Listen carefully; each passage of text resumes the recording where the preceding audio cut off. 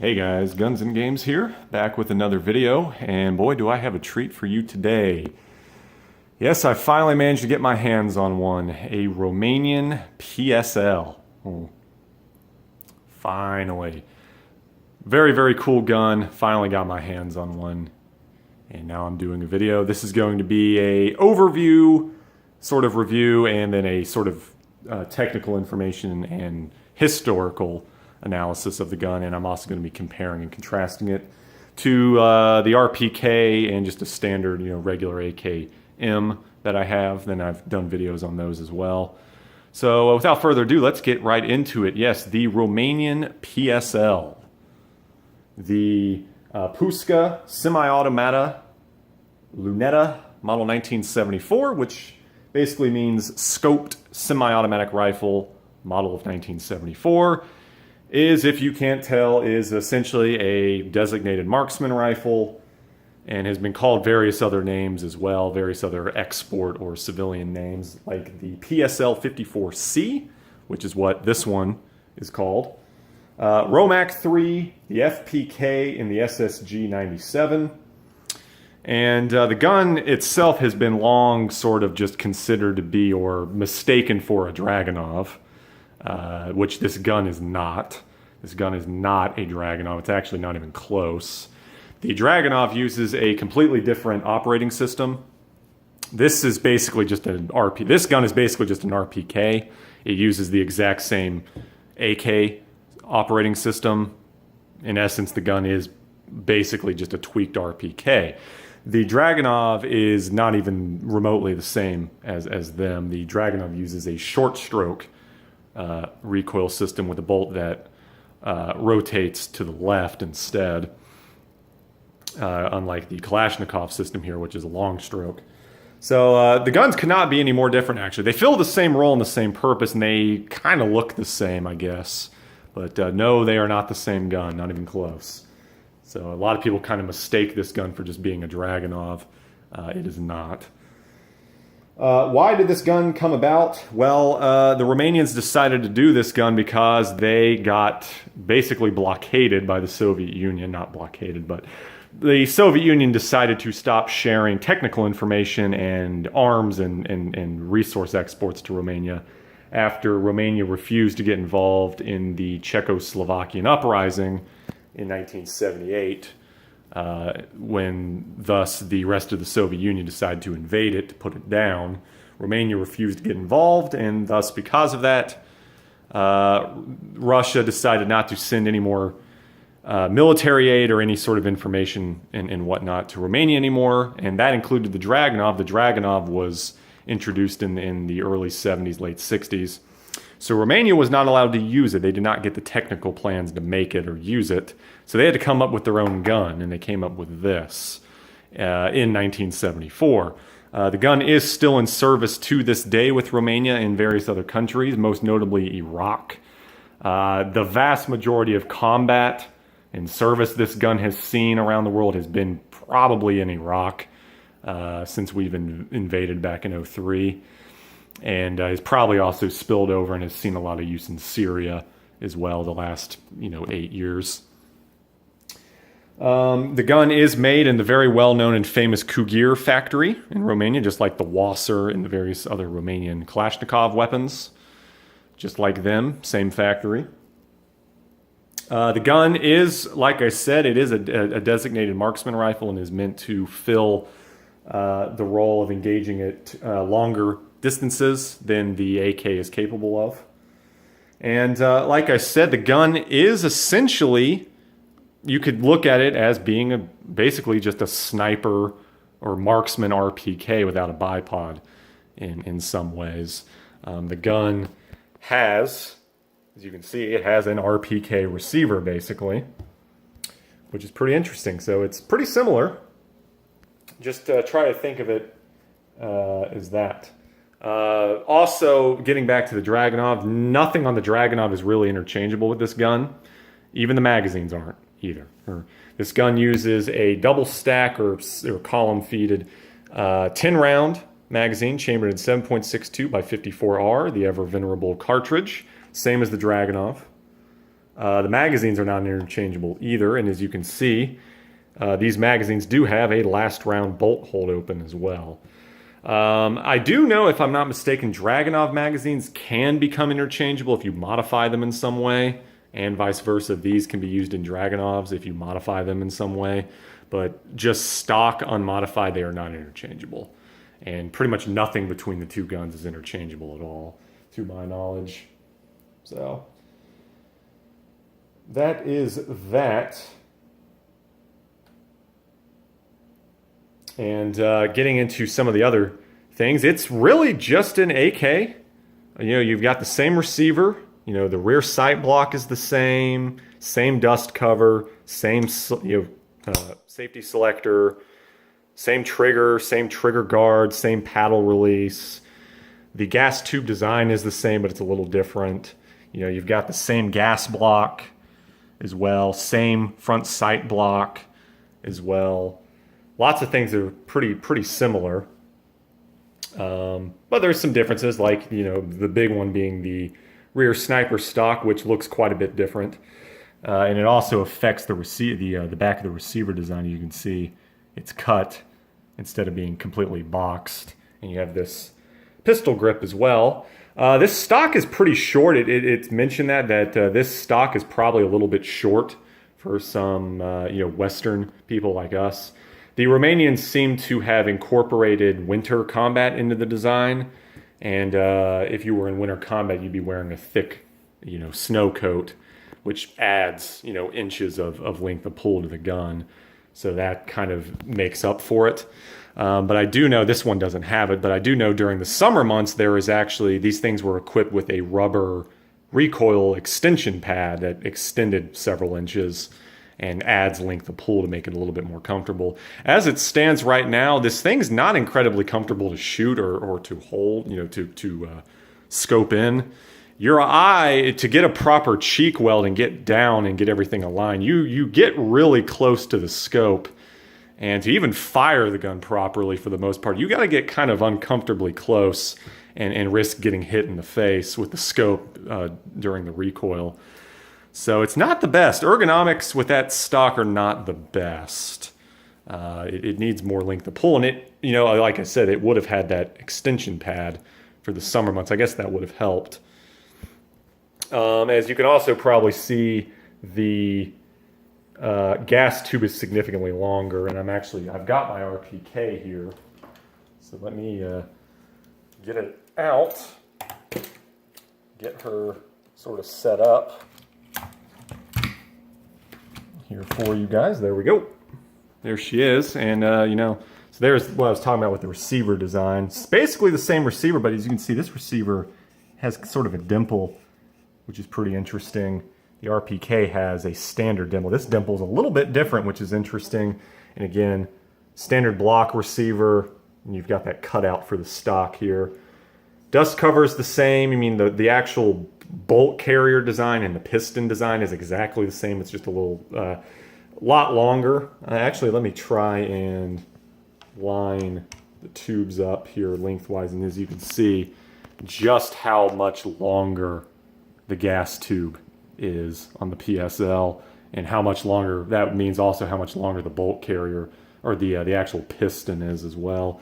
As you can also see, the handguard is significantly longer as well. Interesting.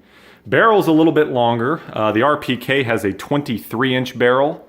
The PSL is rocking a 24.5-inch barrel. So we do have a little bit longer of a barrel, and we also have the incorporation of this pretty interesting muzzle device, rib design. It has kind of a muzzle nut. It has that sort of muzzle thread protector at the front of it. But to my knowledge, there's no threading there, so that's kind of weird. It's kind of bizarre. And we would have had at one point a bayonet lug here, but due to importation laws, it's not there. I'll get into some of the import law changes that had to be done in these guns. I'll get into that actually a little bit later. There is some writing on the receiver. Let's see if I can get it to focus. It says, made by CN Romarm SA Cougar in Romania, imported CAI, Georgia, Vermont. I'll actually flip it over. Let you guys see the scope in its full glory. I'll talk about that in a minute as well. I'll just give you some passing shots of this side. There's the scope in its full glory. Sling swivel. Sling mount is exactly the same as well on any typical AK. There's you got your serial number there. This one was made in 1979. And you've got PSL-54C. It's probably not going to focus. There we go. 54C cal, 7.62 by 54 mm. There you go. And then we've got the scope as well. So the scope is called the LPS 4x6 TIP2. The dimensions are, it is a 4x24 telescopic sight. This is an original one that came with the gun. This is proper. This is a standard issue military sight. This is a real one that came over. And this is what it would have used. Got the same proper setup with all the rubber and the cap cover as well. It's a pretty interesting scope. I'll actually show you, because I can't really show you the reticle on here. The illumination on this scope is pretty much dead. With this scope particularly, the illumination goes bad after about a decade or two, and it's gone bad. So the scope, in terms of illumination, being able to see the reticle, is not very good. And like even moderately low light, you pretty much can't see it. It has to be very bright out, or you have to be looking at something very bright to be able to see the reticle in this scope anymore. But I'll show you what it should look like. Got it pulled up there. Got a picture. That's what it should look like. And that's what it does. This one does look like when you actually point it at proper lighting. So pretty interesting. It comes off pretty easily. You've got your adjustment knob on top, and on the this one is for elevation, and this one is for windage. And it comes off. You just sort of pop this lever, and it slides right off. There you go. You might be able to. I had it there for a second. No, I saw it for a second, but that is the scope, and that's what it looks like without it. I'll flip it back over. That is what it looks like without a scope. The sight picture looks just like a regular AK. Okay? The iron sight picture looks exactly the same. Pretty interesting. I kind of like it better. I think it looks better like this. And if you take that off, you've got a very nice sort of 10-shot battle rifle. Think of it like that. You've kind of got like a more modern SVT-40 or something when you do this. So that's kind of cool, actually. I kind of actually like it like this. Well, and because the scope is not really that useful anymore because of the illumination has died out. So it's really actually not that useful anymore. So, but there are some issues with this gun. One is the ammo. You have to be very, very picky with what ammo you shoot through. You have to shoot basically exclusively light ball through it. If you shoot anything like above 150 grain, you will damage the gun eventually. You will basically crack the bolt carrier eventually. This gun is not meant, it is not meant to handle anything above light ball. So like 147, 148, 150 grain ammo, anything above that, and it's not a matter of if, you will eventually destroy the gun through repeated shooting. And you will crack that bolt carrier, and you might damage other things and maybe even hurt yourself. So it's a very big disclaimer. Also, suppressing it is another thing you don't want to do. I do know there are people out there that actually do suppress these, but they are very careful and they use like low power loads. But suppressing this thing is also not a good idea. You will destroy it. All this is basically due to the fact that the gun just does not have an adjustable gas system. That's the problem. So it just can't handle those higher pressure loads, and the gun just gets destroyed. The gun is supposed to be pretty accurate. The technical information claims that with the right shooter and the right ammo, that sort of top shelf Soviet sniper ammo, like let's see here, 7-in-1 and 7-in-14 ammunition. These guns are apparently capable of 1 MOA, but it mentions that in most circumstances with regular ammo, 2 to 3 MOA is probably to be expected. So not a precise marksman rifle, or even really a sniper rifle. It's a marksman's rifle.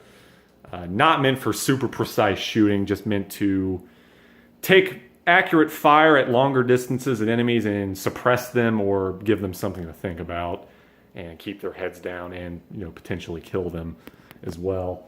Not meant for precise shooting or sniper, really like high sniper duty, precise sniper duty, really. I do know you can modify these things. There are aftermarket systems out there, like where you can get an adjustable gas system for the gun. And that can kind of fix problems, allow you to use different ammunition, higher ammunition. I do know you can also apparently drill somewhere into the gas port, into the port in the block here. And there's some sort of vent screw you can put in it. And that will also alleviate the issues of the ammunition problem with the gun, basically. That's really about it. This scope is compatible with just your standard rail system. I can put it on the RPK or any other AK as well. So that's kind of cool. It's even less practical on this because the length of pull of the stock is actually even less on like an AK stock or an RPK stock. So it's even less practical. That scope is even less practical on those. It's basically useless. You cannot get a proper side alignment or cheek weld. So it's basically useless on them. Other points to talk about, yes, the export changes that have been made to these guns. Yeah, these guns come into the country basically 100% Romanian at one point, but they had to have changes done to them to be able to satisfy export laws. Some of these modifications included the removal of the bayonet lug. So this gun does not have an actual bayonet lug anymore. It has a cleaning rod hole right here. This one does not have a cleaning rod, but yeah, there's no cleaning rod. You can't have there's no cleaning rod basically, and there's no bayonet lug. So they had to take the bayonet lug off. A proper military version of this gun does have a bayonet lug. And the original receiver that it would have come with would have been removed, and they would have put a brand new export satisfying, like an American receiver, basically. And I do know the original trigger group has been replaced on a lot of these because according to the import laws, the original trigger groups have the ability for the three mechanism. It basically has an auto sear, to my knowledge, and it makes it I guess easier to convert it to full auto, which wouldn't be practical on a gun like this. This thing being fully auto would not be practical. I would imagine the recoil would be pretty severe, and it only has 10 rounds. So I would imagine full auto on this gun, even if that did happen and some people did convert these to full auto, it would not be very effective. Something just tells me. So the full auto safety sear is omitted. So basically they replace the trigger group and just get rid of the full auto safety sear and whatnot. So it's not easy or not really practical or possible to convert it to fully auto on your own. That's really about it. Other than that, that and the receiver changes and the bayonet lug being removed, I think that's really about all they did. So, yes, to my knowledge, I'm just looking at some things. That's all I know. Just looking at some of the export conditions here. I think that's really it. So, there were some other versions of the gun imported, I know as well. There was actually a paratrooper version that was also made as well. Now, in the Romanian military, there was no paratrooper version this gun ever made. The paratrooper version is just simply a civilian, United States civilian export thing. But there was I know Century Arms International, Interordnance, and Tennessee Gun importers imported what was called an FPK paratrooper, which is basically the same gun, but it has a shortened barrel down to 16 inches.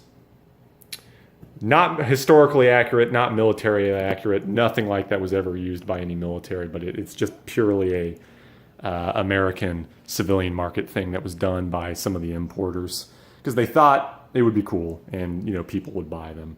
So that's really about it as far as history and information goes. That's really about all I have for you guys.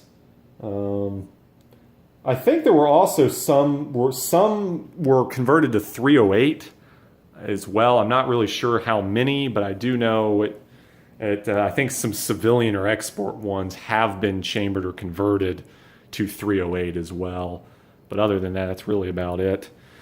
As far as information goes, that's really about it. I just kind of want to get in and actually compare and take the guns apart and just kind of show you the difference. I forgot to mention the sling I have on it. This is what came with it. It is not an original sling. It's actually a PTR sling, a PTR G3 type sling. So kind of interesting. But I will set you gentlemen down. I am going to I will set you guys down, and I am going to disassemble the gun now. So don't mind me. I'm going to disassemble it and then compare it, the parts, to the RPK here.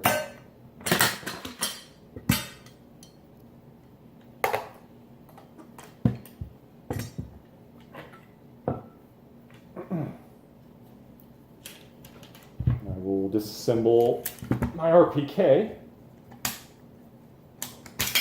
So just bear with me.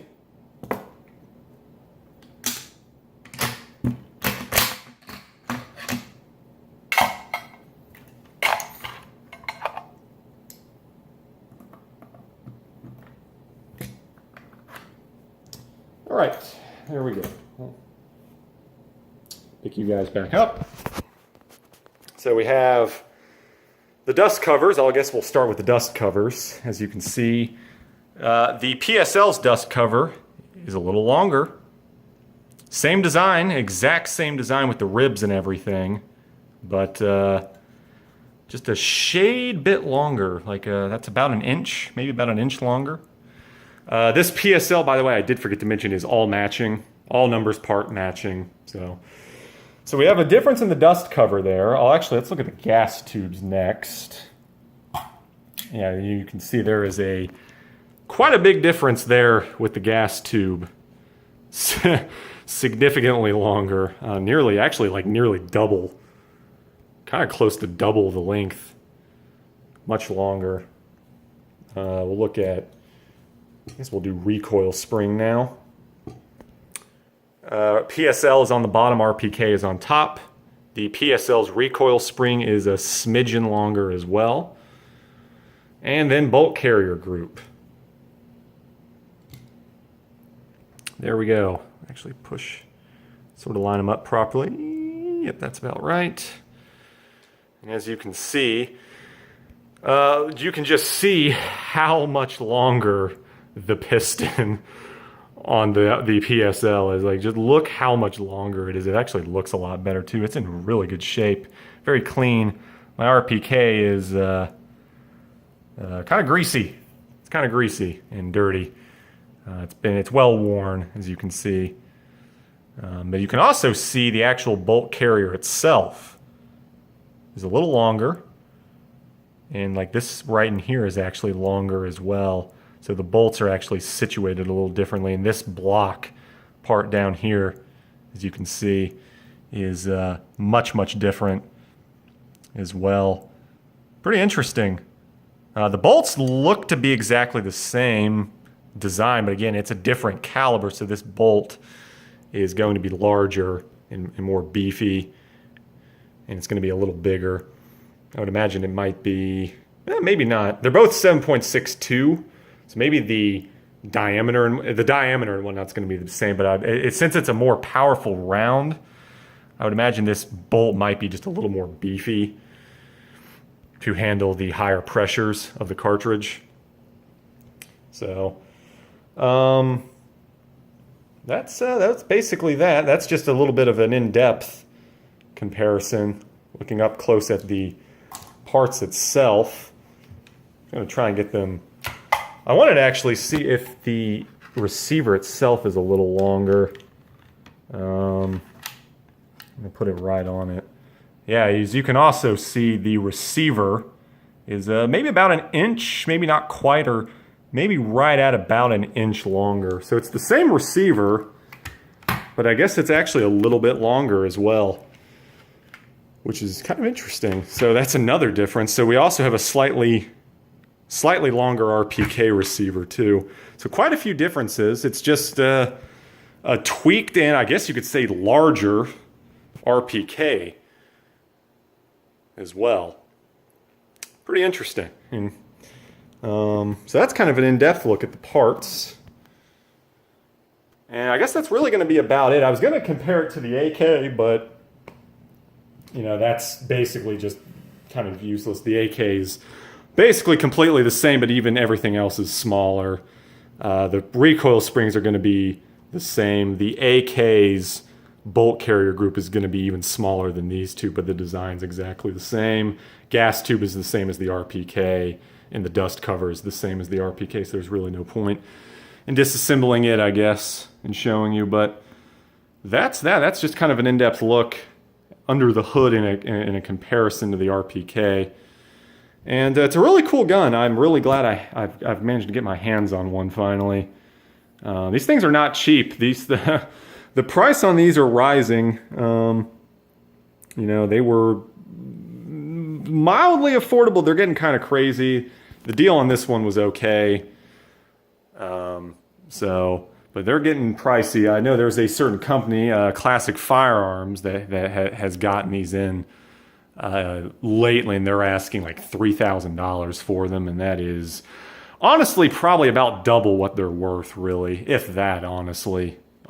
Honestly, if not even that, I don't even think they should be worth half of that. They should be worth maybe $1,000, but what can you do, really? Really cool gun. It's got some quirks and interesting features. The length of the pull of the stock is kind of a problem. If you're going to get one, you might want to look into somehow getting a pad or something to extend the length of pull. And again, you've got to be careful with what ammunition you use. Only use like 148, 150 grain, or you will, risk destroying your gun eventually with repeated use. Got to be careful, or you can hand load light loads for it if you hand load. But it's pretty cool, really cool gun, a lot of history, not a gun you see terribly often. These guns kind of have an interesting, I would say cult status, but they are very interesting, and these guns do have a pretty devoted following and community around them. So, pretty cool gun, really glad to have one in my hands and be able to do a video on it finally. I hope this video was entertaining and you learned something, and I tried my best. I think I covered about, information-wise and history-wise, about everything possible. So I'm going to try and keep this under half an hour. So that's going to be really about it. I hope you guys enjoyed the video. I am Guns and Games, of course, and I will see you guys in the next one.